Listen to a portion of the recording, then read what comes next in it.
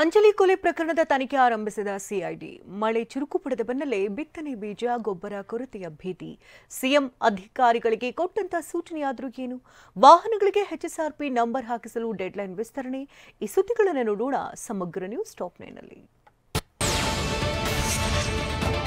ಬೆಂಗಳೂರಿನ ಹೆಗಡೆ ನಗರದ ಭವನದಲ್ಲಿ ಹಜ್ ಯಾತ್ರಿಗಳನ್ನ ಸಿಎಂ ಸಿದ್ದರಾಮಯ್ಯ ಬೀಳ್ಕೊಟ್ರು.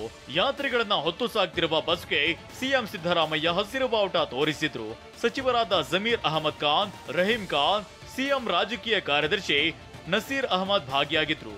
ಈ ವೇಳೆ ಮಾತನಾಡಿದ ಸಿಎಂ, ಈ ವರ್ಷ 10,168 ಜನರು ಹಜ್ ಯಾತ್ರೆ ಕೈಗೊಳ್ಳುತ್ತಿದ್ದಾರೆ. ಪ್ರಯಾಣ ಸುಖಕರವಾಗಿರಲೆಂದು ಹಾರೈಸ್ತೇನೆ ಅಂತ ಹೇಳಿದ್ರು.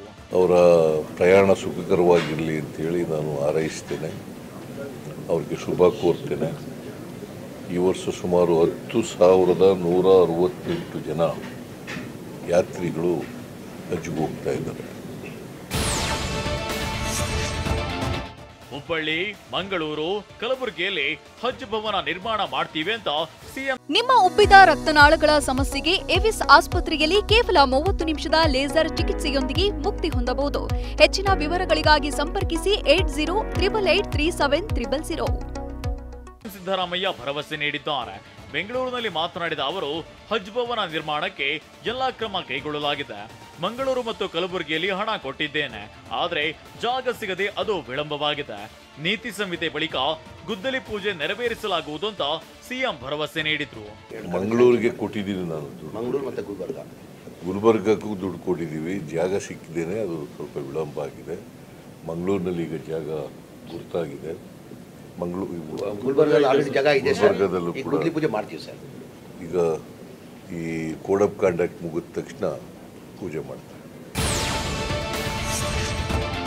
ಮುಂಗಾರು ಕೃಷಿ ಚಟುವಟಿಕೆ ಆರಂಭವಾಗಿದ್ದು ಬಿತ್ತನೆ ಬೀಜ ಗೊಬ್ಬರಕ್ಕಾಗಿ ರೈತರು ಪರದಾಡ್ತಿದ್ದಾರೆ. ಅತ್ತ ಹಾವೇರಿಯಲ್ಲಿ ಬಿತ್ತನೆ ಬೀಜ ಗೊಬ್ಬರಕ್ಕಾಗಿ ರೈತರು ಸರತಿ ಸಾಲಿನಲ್ಲಿ ನಿಂತು ಸುಸ್ತಾದ್ರು. ಈ ವಿಷಯ ತಿಳಿಯುತ್ತಿದ್ದಂತೆ ಎಚ್ಚೆತ್ತುಕೊಂಡ ಸಿಎಂ ಸಿದ್ದರಾಮಯ್ಯ ತಕ್ಷಣವೇ ಕೃಷಿ ಸಚಿವ ಇಲಾಖೆ ಅಧಿಕಾರಿಗಳಿಗೆ ಕ್ರಮ ಕೈಗೊಳ್ಳುವಂತೆ ಸೂಚನೆ ನೀಡಿದ್ದಾರೆ. ಮೀಟಿಂಗ್ ಮಾಡಿ ಬೀಜ ಗೊಬ್ಬರದ ದಾಸ್ತಾನು ಬಗ್ಗೆ ಮಾಹಿತಿ ಪಡೆದುಕೊಳ್ಳಿ, ಜೊತೆಗೆ ಕೊರತೆಯಾಗದಂತೆ ನೋಡಿಕೊಳ್ಳಿ ಅಂತ ಸೂಚಿಸಿದ್ದಾರೆ. ಬೆಳ್ತಂಗಡಿ ಬಿಜೆಪಿ ಶಾಸಕ ಹರೀಶ್ ಪೂಂಜಾ ವಿರುದ್ಧ ಮತ್ತೊಂದು ಎಫ್ಐಆರ್ ದಾಖಲಾಗಿದೆ. ಅನುಮತಿ ಪಡೆಯದೆ ಪ್ರತಿಭಟನೆ ನಡೆಸಿ ಪೊಲೀಸರಿಗೆ ಬೆದರಿಕೆ ಆರೋಪದಲ್ಲಿ ಎಫ್ಐಆರ್ ದಾಖಲಾಗಿದೆ. ಮೇ 20ರಂದು ಬೆಳ್ತಂಗಡಿ ತಾಲೂಕು ಕಚೇರಿ ಮುಂದೆ ಪ್ರತಿಭಟನೆ ನಡೆಸಿದ್ರು.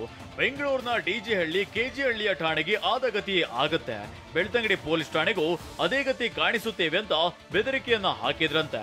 ಹಾಗಾಗಿ ಐಪಿಸಿ ಸೆಕ್ಷನ್ 143, 147, 341, 504, 506ರ ಜೊತೆಗೆ 149ರ ಐಪಿಸಿ ಸೆಕ್ಷನ್ ಅಡಿ ಪ್ರಕರಣ ದಾಖಲಾಗಿದೆ.